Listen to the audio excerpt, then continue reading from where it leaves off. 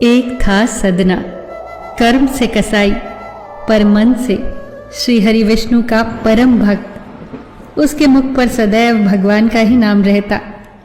उसके हाथ मांस काटने और बेचने में व्यस्त रहते, परंतु मुख में सदैव श्री हरि विष्णु का ही नाम रहता। श्रीमन नारायण नारायण हरि हरि, भजमन नारायण नारायण हरि हरि। ये बात कुछ लोगों के मन को मोह लेती, पर कुछ लोगों को ये बात अप्रिय लगती। लोग अक्सर कहते, कैसा इंसान है ये, भला कोई मांस काटते हुए भी ईश्वर का नाम लेता है। पर सदना इन सब बातों से बहुत दूर भगवान का नाम जपने में लीन रहता। एक दिन अपनी दुकान से घर की तरफ जाते समय अनायास ही उसकी नजर एक पत्थर पर पड़ी। उस काले रंग के सुंदर पत्थर को देखकर सदना के मन में आया कि वो उसे अपने साथ ले जाएगा और मांस तोलने के काम में लाएगा। भोले भाले सदना को ये एहसास भी नहीं था कि वो पत्थर जो वो अपने साथ लेकर जा रहा है वो कोई साधारण पत्थर नहीं है। पर जल्द ही उसे इस बात का आभास होने लगा, क्योंकि वो पत्थर मांग किए गए मांस के वजन के हिसाब से अपने आप को बदल लेता था। अगर सदना को 1 किलो वजन तोलना होता तो वो पत्थर 1 किलो का बन जाता, और अगर 2 किलो वजन तोलना होता तो वो 2 किलो का बन जाता। ये बात धीरे धीरे पूरे गांव में आग की तरह फैल गई कि सदना के पास एक जादुई पत्थर है, और इस आश्चर्य को देखने के लिए दूर दूर से लोग आने लगे। हर कोई इस पत्थर को देखना चाहता था। ये बात उड़ते उड़ते एक ब्राह्मण तक पहुंची।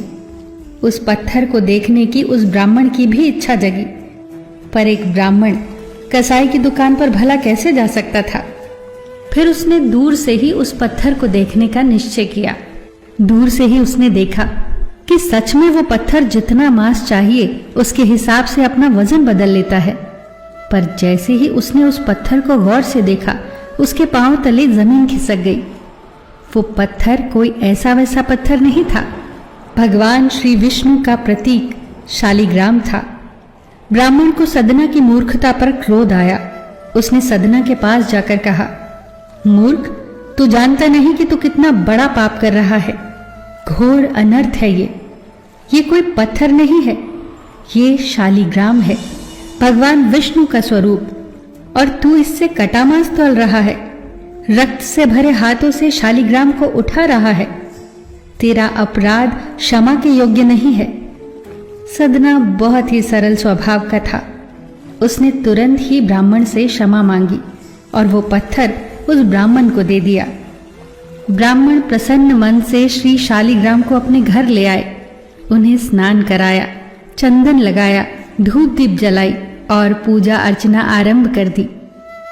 परंतु भगवान तो सदा ही भाव के भूखे होते हैं। जो भाव सदना में था वो भाव ब्राह्मण में कहाँ था। उसी रात भगवान ब्राह्मण के स्वप्न में आए और उससे कहा, हे ब्राह्मण, मैं तुझसे बहुत प्रसन्न हूं, परंतु तुम क्यों ले आए मुझे सदना के घर से? मुझे जहां से लाए थे वहीं छोड़ाओ।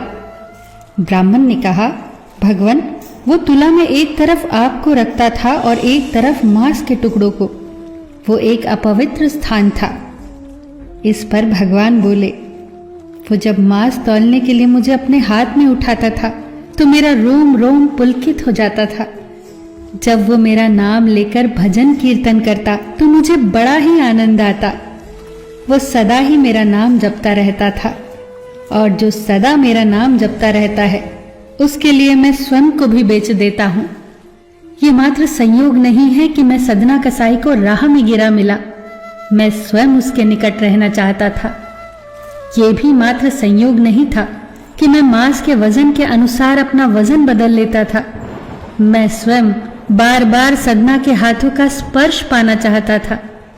वो मुझे निस्वार्थ भाव से प्रेम करता था। हे ब्राह्मण, तुम मुझे वहीं छोड़ाओ, सदना के पास। अगले दिन ब्राह्मण उठते ही श्री शालिग्राम को लेकर सदना के पास पहुंच गया और स्वप्न में हुए भगवान के दर्शन और उनकी इच्छा के बारे में सदना को बताया। उन्होंने सदना को बताया कि भगवान शालिग्राम ने खुद उसके पास रहने की इच्छा जताई है।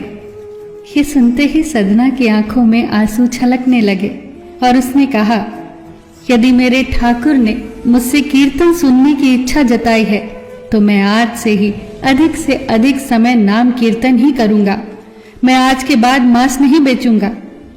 मैं सदैव अपने श्री हरि विष्णु की भक्ति ही करूंगा। आगे चलकर सदना कसाई भगवान विष्णु का परम भक्त कहलाया और उनकी कीर्ति चारों दिशाओं में फैल गई। किसी ने कितना सही कहा है, भाव के भूखे हैं भगवान, भाव नहीं तो कुछ भी नहीं, लाख करो गुणगान, भाव के भूखे हैं भगवान। फिर मिलेंगे दोस्तों ऐसी ही अगली सुंदर कहानी के साथ।